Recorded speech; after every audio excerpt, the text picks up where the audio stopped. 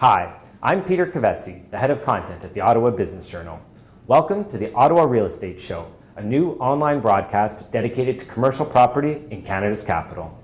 Today, we're in the heart of Canada, the city's second largest office market. Canada has undergone dramatic changes in a very short period of time. Less than 5 years ago, landlords were grappling with a vacancy rate of 16%.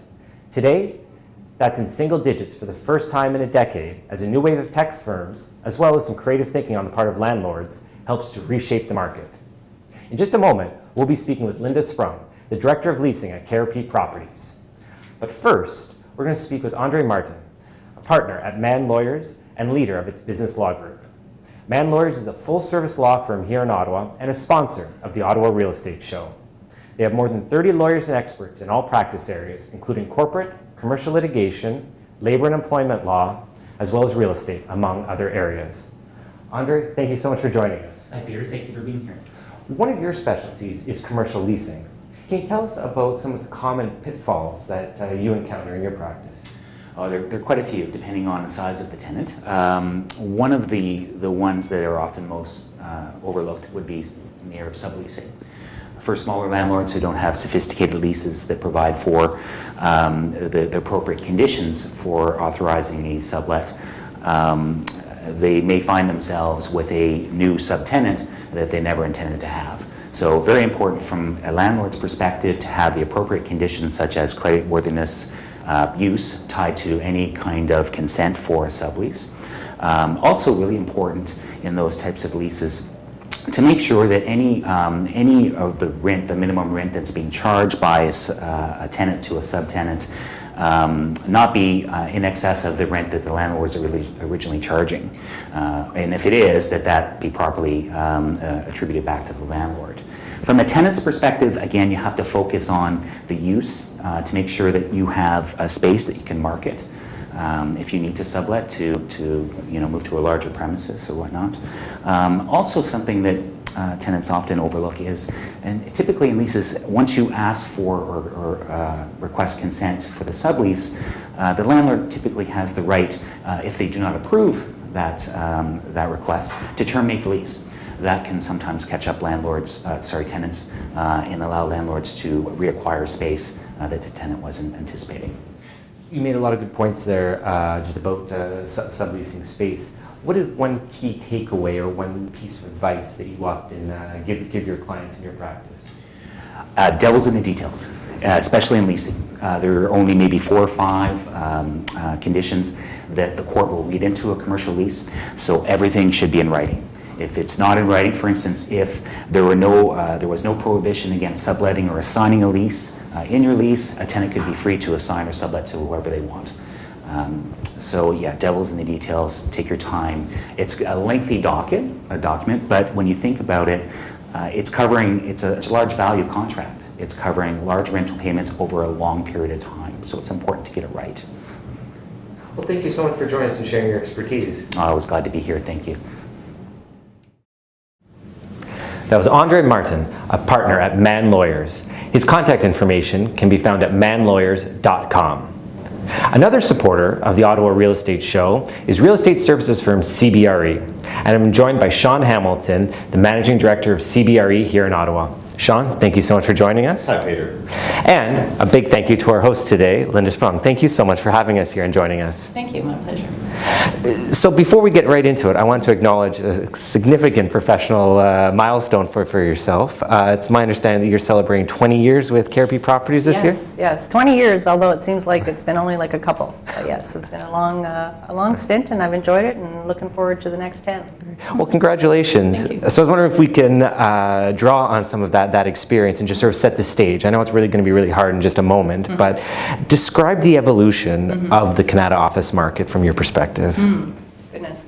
I mean, when I started 20 years ago, we had half the portfolio and so half the number of buildings as well, and so it was just a dream at that point. It was a vision from our proprietor, Terry Matthews, and we built on that, and so we ended up developing some buildings, which was pretty exciting because back then, 20 years ago, didn't happen as often as you you might think. So we ended up putting up buildings that were spec buildings. You didn't have to pre-lease, so that was exciting. So there was that whole evolution going from there to a little bit of a downturn in the tech market.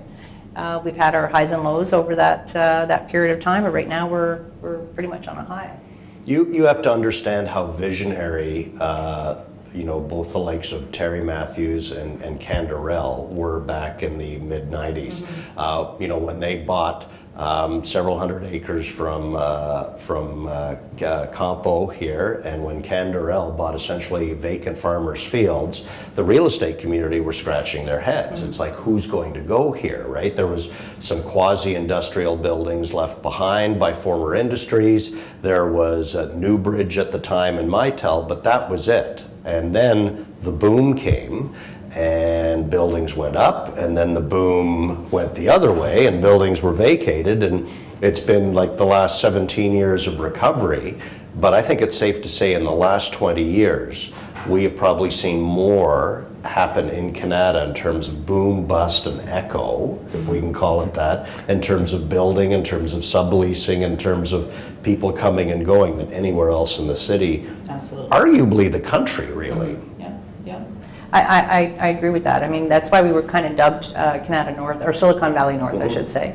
And yes, we ended up, back in the Nortel days, I mean, they ended up leasing like a full building at one go, and we had a lot of spin-offs from the Newbridges, the Mitels, and that sort of thing. So yeah, like we've had a lot of growth. Let me ask you a question, because I remember back in the days when companies would show up, they would have a business plan on a cocktail napkin and a war chest full of venture capital money. So fundamentals, they had more ideas than a fundamental.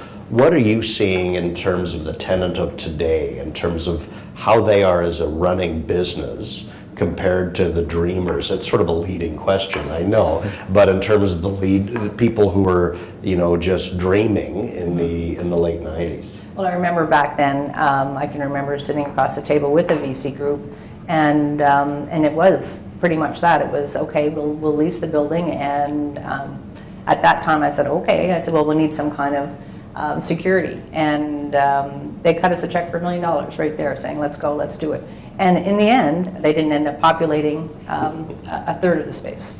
So you're right, they were dreamers back then. Today's day, they're certainly far more conscious of their budgets, and that's why you can't even see sometimes a high-tech company that will agree to lock in for longer than a 3-year period, because it's just too volatile.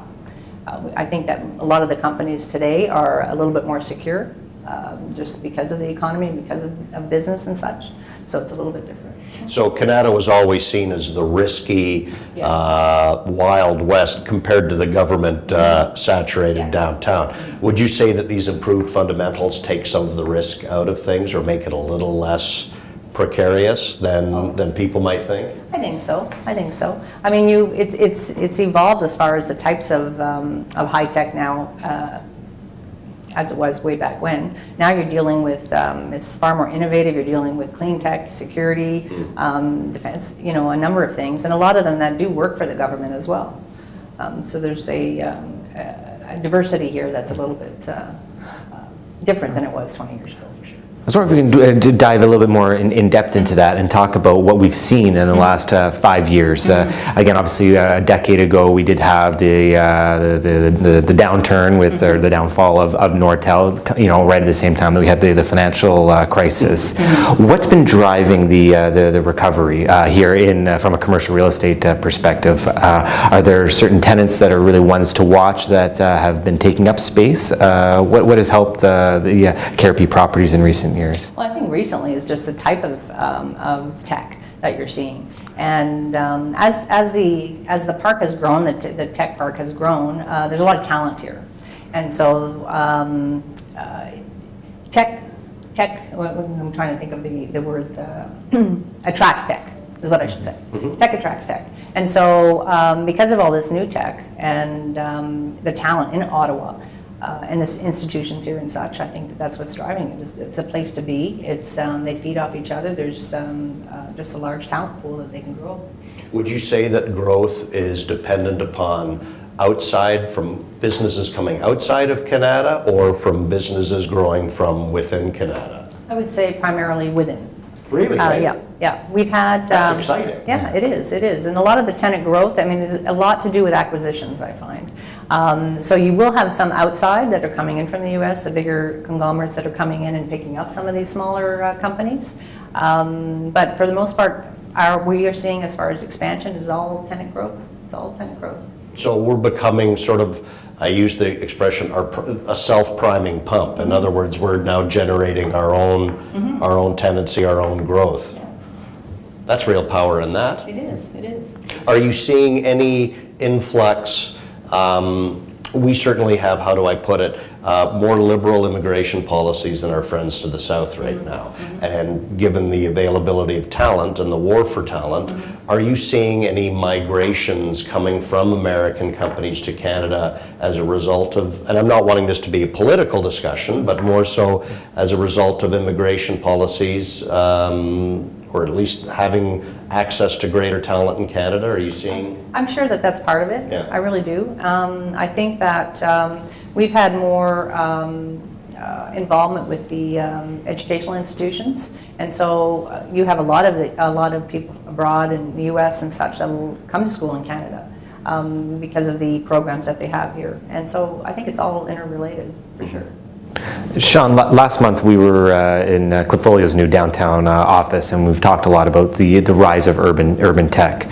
I want to ask, to what extent, if any, does the rise of urban tech come at the expense or compete with suburban tech? Yeah, and we've talked about this in the past. My firm belief is that they are complementary and they don't come at each other's expense. I mean, I use sort of an old stereotype of, you think of the suburban tech worker as the person with an SUV and the kayak on the roof who lives in suburbia and works in Canada, versus the urbanite who might be 15 years younger, who commutes to work on a skateboard. I mean, that describes the person, but certainly the industries are also different, and I don't think they come at each other's expense. I think, to be honest with you, to Linda's point of tech attracts tech, I think, we've heard now that Canada is beginning to grow as a result of its own critical mass. I think once that happens in the downtown core, the urban tech will create its own critical mass,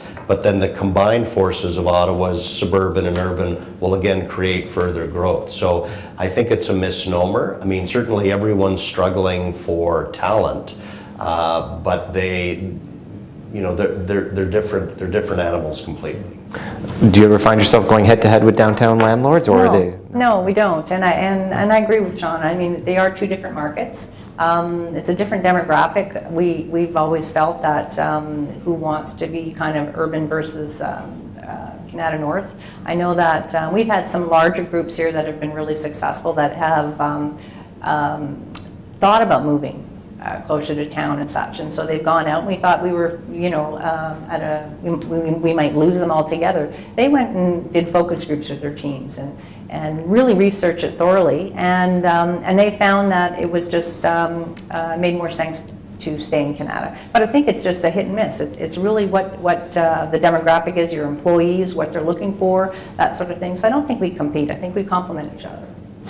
One of the things I often hear from people when I'm here in Canada is that now there's a sense of culture and community here, that it's more than just a collection of buildings. I realize it's a really intangible thing, but I'm curious, as a landlord, how do you foster that sense of community and help to build that up?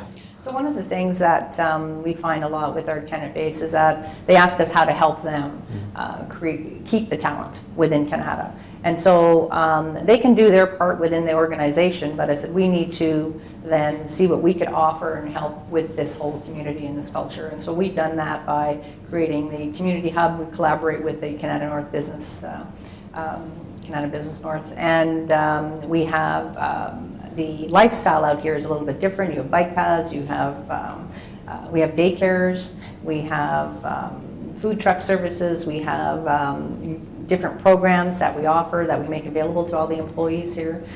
We have a discount program that we offer to employees as well that would give you discounts to all the services in the area, which is attractive. So there's a number of different things like that where we try to work with the tenants and to help them engage their people. And I think you set the groundwork of that culture that then the Kanata North BIA came in under Jenna Suds and was able to build on that, because clearly there was a pride and there was this is an island in the Greenbelt, and people felt all a part of the island, and there's been a real sense of community that has come up from that. But I would say that KRP was one of the first creators of that, with that creating of a community hub. And certainly all of the other landlords around here were working at the same thing, because tenants would locate here for lifestyle reasons as much as anything else. They wanted access to the walking paths. They wanted access to the green space. They wanted to be able to ride their bikes in. So